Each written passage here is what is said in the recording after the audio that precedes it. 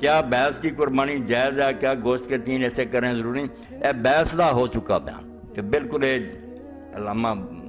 ساتھی بھی لکھتے مسئلہ بھی ہو کہ بھینس جائز ہے، بالکل یہ گاں کا کوئی فرق نہیں، ایکو جی گل ہے۔ کہ بعض لوگ جڑے علم والے وہ کہہ دیں کہ قرآن نے اعلیٰ نام کیا، اعلیٰ نام نہیں پائی کیا، اتوں تھی غلطی کھا جاندے جے۔ اعلیٰ نام اگر قربانی چاہتا تو اسی 4 جانور ہی منتے، اونٹ تے گائے تے بھیڑ تے بکری، یہ اعلیٰ نام نہیں،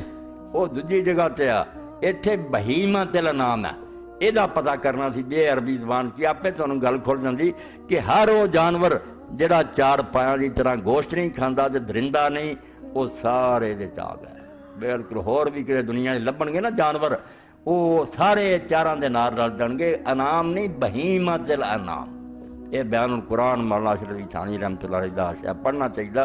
اور قرطبی بھی پڑھنی چاہیے کہ بہیمۃ الانعام کی یہ دائرہ بہت بڑا۔ اس وقت کسی پالتو ہے نا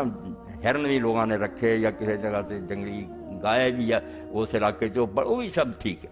کوئی نہیں بھی کسی خاص علاقے کی گل ہے۔ بھینس باقی اتنے نہیں سی کرتے تو بھینس اتنے ہے سی۔ کیا بھینس اور کٹے قربانی جائز ہے؟ کاش کوئی اس سال کٹا کردا تو مینوں دا گوشت کھاؤندا تو میں آندا اس مرد مومن نے صحیح قربانی کی ہے۔ میں تو تنگ پی گیا نا مرغیاں تو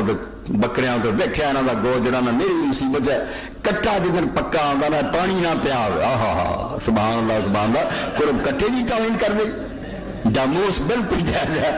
قربانی ٹھیک ہے، کوئی حرج نہیں۔ اس تو کٹا لب جائے کوئی ایسی شاید لب دی نہ کر دیو، بالکل کوئی ناجائز نہیں، کوئی غلط نہیں۔ باقی ہونا یہ چاہیے بھی دھوندا ہوئے 2 سال تو زیادہ عمر کا، ایک کرنا چاہیے۔ کٹا حاجی صاحب بالکل جائز ہے، منع والی کوئی گل نہیں، امام عالم سب منتے ہیں۔ اور یہ سارے جدو نا زکات کا مسئلہ آتا اس میں آدھے 15 گائیاں ہون 15 پیسہ ہون تے رلا کے 30 پوریاں ہو گیا زکات انہوں نے لگ جاتی، کیونکہ 30 بکر کا اپنے نصاب وہ روندے جب قربان یہ جانور ہو رہا ایسے گلا کوڑا بنائی کوئی یہ گل نہیں، بالکل بہیمۃ الانعام سارے جانور۔ اگر یہاں جاؤ قطب شمالی جنوبی رینڈی جی نا وہی لوگ پالتے حلال جانور، گوشت نہیں کھانا درندہ نہیں، اتنے وہی قربانی ہے۔ کیوں دین تو تنگ کرتے صرف یہاں علاقے نہیں ہے، اتنے برفالی علاقے کتنے جانور لبنے ہیں، پالتو ہوئے شکار نہ کرتا ہوئے چارے تے دا گزارا ہوئے، ایسے جانور اللہ نے انہوں نے بہیمۃ الانعام آتے۔ ایک ہی کہیں گے علماء حضرات کہیں گے ابن قیم نے فلانا کہ اعلیٰ نام قرآن نے سورہ نام کے 4 ہی جانور گنے، اونٹ یا گائے بھیڑ یا بکری ہے، وہ مس الانعام ہے۔ یہ جسے قربانی ہے کیا آرام نہیں ہے کہ من بہیمۃ الانعام بہیمہ نہ لگ گیا کہ 4 پایوں کی طرح کے سارے جانور دائرہ کھلا ہو گیا۔ جاؤ تھانوی صاحب کی بیان قرآن پڑھو تو انہوں عربی کا پتہ لگے کہ 4 پایوں کی طرح، جس طرح 4 جانور گوشت نہیں کھاندے حملہ نہیں کرتے، اس طرح کے جنہیں بھی جس علاقے ہون گے پالتو جنگوں نہیں پڑنا ہرن لے آندا وہ نہیں گل ٹھیک، پالتو جانوروں شکار نہ کر دیں ان کے چارے سے گزارا ہوئے وہ حلال جانور ہر علاقے دے قربانی لی درست ہے ٹھیک۔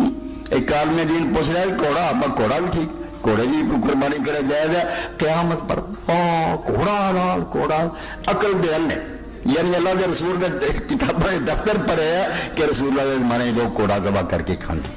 سارے امام مندے۔ امام ابو حنیفہ رحمۃ اللہ علیہ پہلا کچھ اختلاف سی نہیں کہ انہوں نے شاگرد بھی دعائی دیں سی امام صاحب اینیاں حدیثاں ہوندیاں صحابہ تو رسول اللہ تو کالے نہ جائے فرماؤندے سی مینوں ڈر ہے یار کھان لگ پے تے جہاد دا حالا اور زمانے دا ٹائم کی سی نہ تے جہاد ہوندا یہ مکنا جا گل بھی چنگی مگر بعد آخر عمر دا فقہ دی کتاباں عبد المختار وغیرہ دیکھ لو امام صاحب حیران کرتا کہ میں من گیا حلال ہے بالکل جائز ہے کوئی گل نہیں ساڈے نہیں اتنے کھاندے مینوں بھی کھوا مینوں بھی الٹی آ جائیں وہ رہ گل اللہ کے رسول علیہ السلام نے گو نہیں کھادی آپ دے نال ہی لوگ حضرت خالد بیٹھے کھاندے دوجے کھاندے پر میں یار میں جتھے جمیا پڑا ساڈے نہیں کوئی کھاندا میرا نہیں دل منتا وہ وکھرا قصہ مگر حلال منیا کرو حرام نہ کرو گھوڑا حلال ہے بالکل امام طحاوی رحمۃ اللہ علیہ شرح مان الاثار فرماਉਂਦੇ ਜਦੋਂ ਹੁਣ ਇੰਨੀਆਂ ਹਦੀਸਾਂ ਦੇ صحابہ ਦੇ ਫਤح ਲੱਗ ਗਏ ਹੁਣ ਅਸੀਂ ਕਿਹੜੀ ਗੱਲ ਯਾਰ امام ابو حنیفہ ਦੀ ਸੁਣੀਏ ਇਹ حلال ہے پر حلال اور جائز ہے یہ بھی چونکہ درندہ نہیں چارے چا گزارا قربانی یہ بھی کرے تو جائز